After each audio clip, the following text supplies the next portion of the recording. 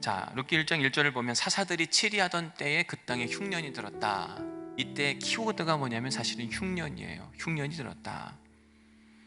어느 날 유대 베들레헴 땅에 흉년이 찾아왔어요. 그것도 그냥 흉년이 아니라 극심한 흉년입니다. 그때 베들레헴에 살던 한 남자에 대한 이야기를 하는데 그게 누구냐면 엘리멜렉이라고 하는 사람입니다.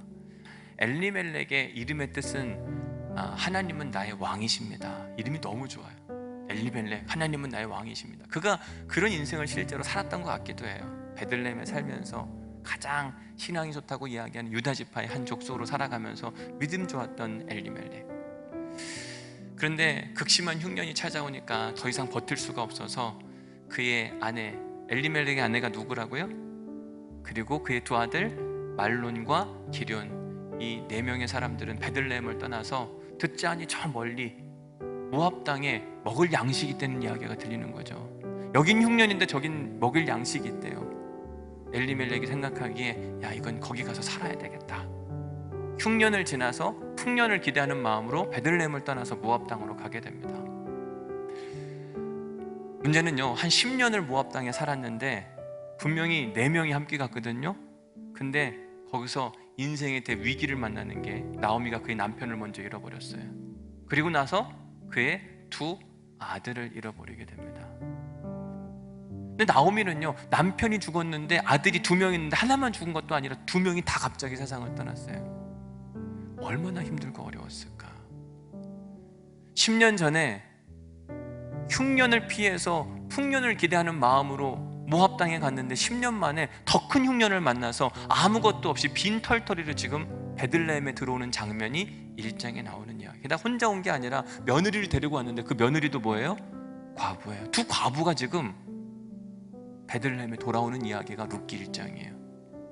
맥주감사주일은 이스라엘 백성들이 보리를 추수하고 기쁨과 감사함 가운데 하나님께 드렸던 예배 행위를 기념하는 날이에요. 왜 우리가 2020년 맥주감사주일을 보내면서 이런 시간을 보내고 있을까? 거긴 여러 가지 이유가 있을 겁니다. 딱 한 가지라고 말하기에는 좀 아쉽기는 해요. 근데 그 진짜 이유는 뭐냐면요, 우리들 때문에. 하나님이 악해서가 아닙니다. 우연히 찾아온 게 아니에요.